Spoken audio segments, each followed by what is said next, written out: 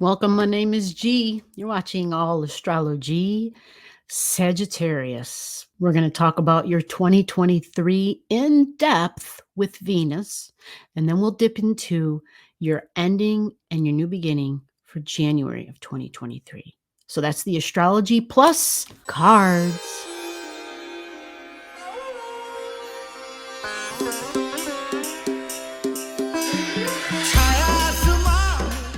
Okay, Sag, we have got the birth of Venus. Now, the birth of Venus happened in December of 2022. So this has to do with your appearance, your physical body. Well, Venus is feminine. Venus is about beauty, very artsy. It's about desire, desirable. So Venus wanting to look desirable. So whether you're a male, whether you're female, they, other, whatever you are, there's something about Venus that says we must look desirable. So for whoever you want to look desirable for, you're under the influence of Venus for the next 2 years.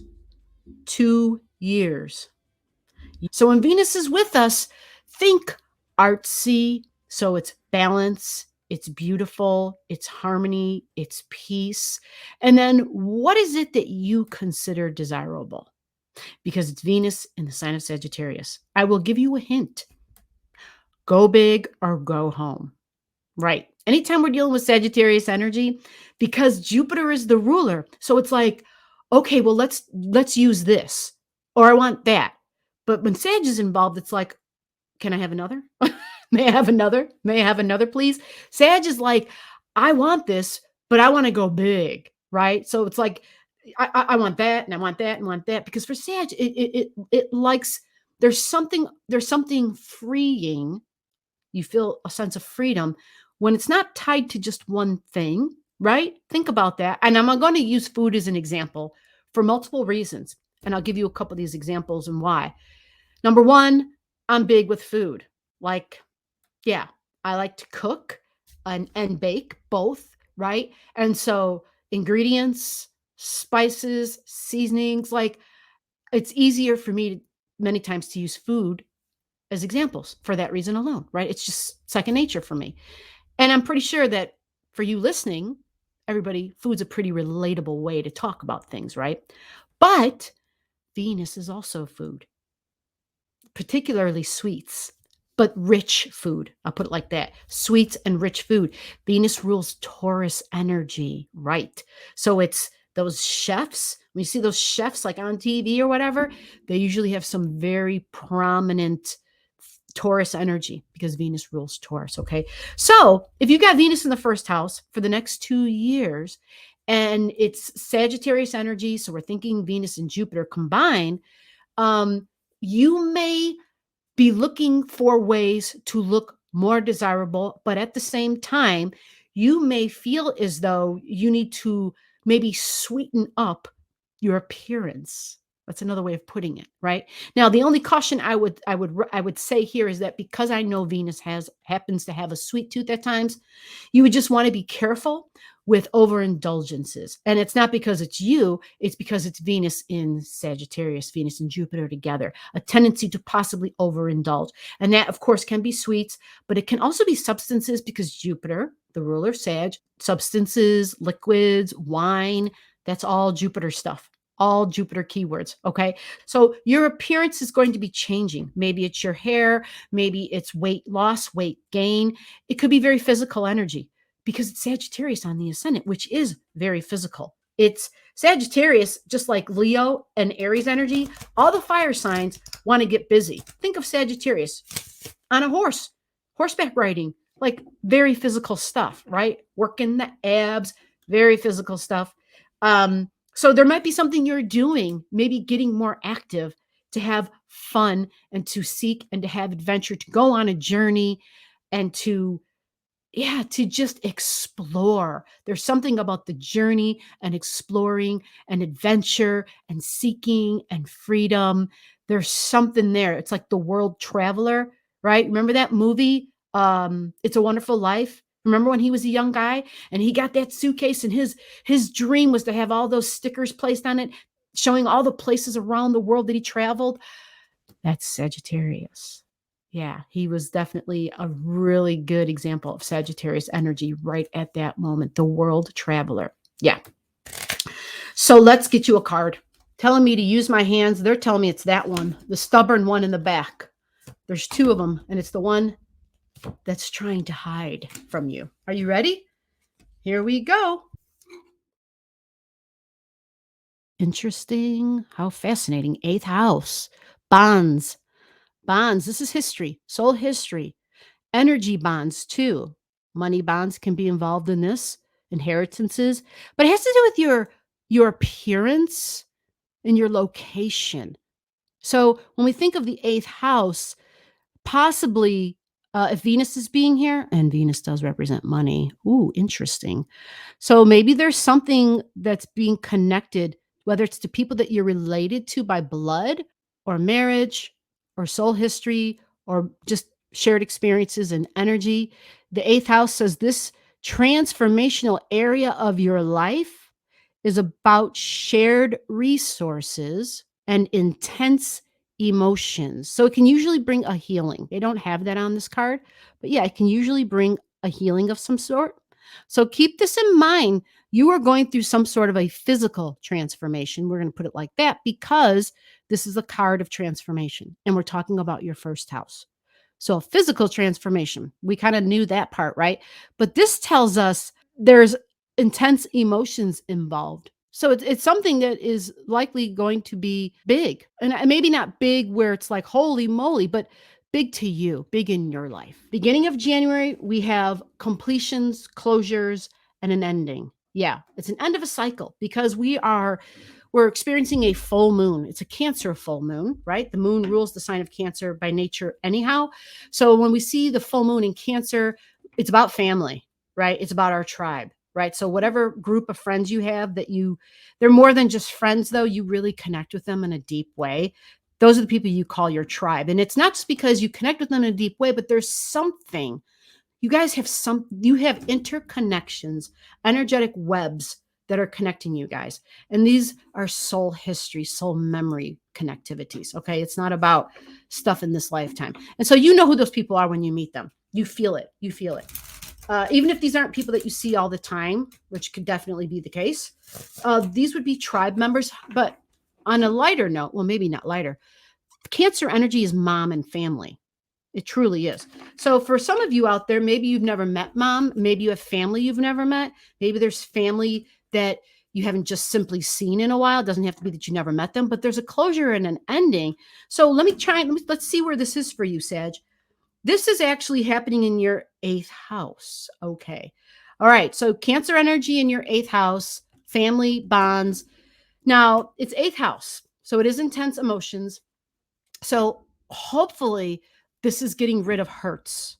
This is what this tells me because it's in the eighth house with the astrology. And you just saw the card I showed you for the other reading, right? For your Venus. That card was the eighth house card. I'm not trying to confuse you, but I want you to just keep some of the keywords that you saw on that card in your mind because we're talking about the eighth house. And so it's emotions, but usually intense emotions. So many times there can be past wounds and past hurts. And because this is a full moon, it's a release. So that's a good thing. That's a real good thing. Let's pull you a card for that. Releasing deep wounds from the past, and they might be from family members who may still be living, who may have hurt you at one time, and they maybe not be alive anymore, or could simply be wounds from many, many times ago, some time ago. I can't even speak to whenever this was, but your soul has the recall of it. And that soul recall, that soul memory is why the new pains that you experience in this lifetime, it's why they hurt so much because you have empathic, I should say, empathic Cancer energy in the eighth house. So you're going to be feeling stuff that you're carrying in from your soul's history. Makes sense? And so it adds to the stuff that you experience in this time. Pains from the past releases. Fourth house, it's family. It has to do with mom energy or somebody who nurtured you in some way. Maybe somebody who for a short time in your life played the role of a mom, or maybe somebody that you were the nurturer for. But this is a release. It's definitely about family. It could even have to do with the physical home, actually, because the fourth house isn't just emotions, but it is the house itself. Think of childhood as well. See how we got the little hand inside mama's hand, even though that could be dad, because dad sometimes has to play the role of mom, just like mom sometimes has to play the role of dad. Lots of parents playing the role of both parents, right? Something from the past. It's a release, it's a closure, it's an ending. The card says your home and the roots of your being. All right, so now, Sag, we move on to the new moon in January. The new moon in January happens like in the third week. And I have all the details below, all the degrees, all the dates. I actually have this one memorized because it's been coming up a lot to talk about the angelic realm. Aquarius energy. That's where this new moon begins. And I keep hearing angelic realm. Please talk about the angelic realm. So in a way, there's something hopeful here. It's like people need, they need they need the reassurance that there are beings that are on the other side, but they're higher up beings. So regardless of whether you're a religious person or not, there are these beings, these helpful, assisted beings. They help us at times where we kind of feel in despair, even where we feel hopeless. And the angelic realm, I just use the angelic realm as I don't know a better way to talk about it, right? So if you have a better way to talk about that realm, like other words you would like me to use, please put them in the comments. I try to speak to everybody. I don't want to exclude anybody. So yeah, help me out. Help me help you. There's just beings on the other side who can help us. Okay. And so they can be considered our friends. Right.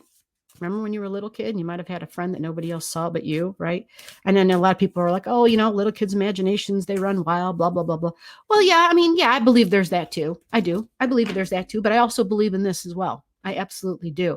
Because I've just been around um, things that have occurred that I've seen with my own eyes, that I've literally been in the middle of, experienced and witnessed and felt. And it was, how do you explain it? So I don't know what those things are, right? But either way, it was a benefit in some way.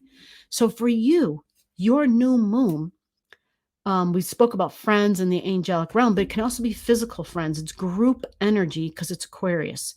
It's how you want to be like unique in the world, how you want to stand out for your originality and be known for your independence.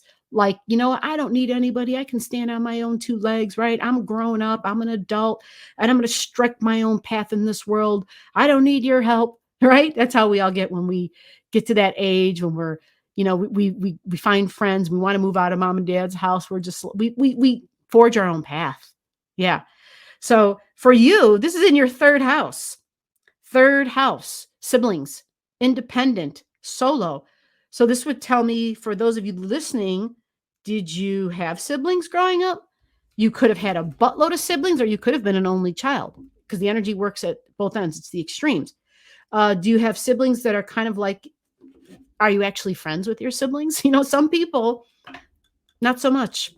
This is Aquarius energy. All right. And so there's something connected to the way you think and talk and speak.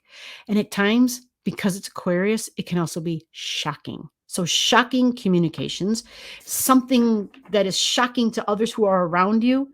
And this can go both ways. You can have siblings who are a little shocking, who are a little loud, or who are a little very rebellious sign, because it's Aquarian energy, but it's high intellect. It's the sign of intellectual creativity. So these are our inventors. Yes, these are our Leonardo da Vinci's. These are our Wright brothers. These are Benjamin Franklin's. These are Nikola Tesla. These are our genius type of people who, have just helped humanity advance by the things that they created, the things that they invented. So when we think of Uranus, think of your computer, but not just your computer. Uranus is like, they give Uranus like your heater, your air conditioner, like big things that all of humanity gets to use. And this can absolutely be an airplane and mass transportation. Definitely include those. Okay. So now this is your new beginning. So it's a new communication, possibly a new person, a new sibling, a new friend. This could be learning something new, and it could be online because it's Aquarius energy. Yeah. Digital groups. Do you do digital chats, digital dating? Yeah, a lot of Aquarius stuff, science, medicine, even unique ways of communicating. Yeah. Let's pull you a card for your new beginning, Sag. And that's the one I'm here, right? That was loud too. All right. Ready? They're saying you're going to get a second house card, and the second house card is income and money. So that's, I know you can't see it, the graphics on this card. There's just a lot of green involved in this, like gold and green. But I believe that's a person holding a stack of cash. And that's a car, right? You see the rear view mirror. And then that's Venus because Venus rules the second house. So Venus came up again today. Your second house, communications, networking, digital networking, online, digital networking. That may be another avenue of income for you. Right. Local community in the housing market, something about local community, something with the automobile, because it's value. So it's not really the automobile per se, but your values. What do you value? Income and money. The card says your assets, finances, and the things that you value, things that you desire, things that you value. You got another Venus card for this new beginning. I'm very excited about that for you. Very excited, especially if you've been looking for something new, something different. If you're looking for extra money, side gigs, whatever the heck it might be, there's something here about a new beginning, and you got the Venus card. Remember, it's the way you think and talk and communicate, because we're talking about your third house, and you got a second house card. So the second and the third houses get along. They're like siblings. They communicate, they talk, they get along. So this is a very beneficial new beginning for you, friends and networking. Happy 2023, Sag. Below the video, I'll have all the degrees for those of you who like to pay attention to the degrees in your chart. Again, if you don't know and you want to know, just comment below.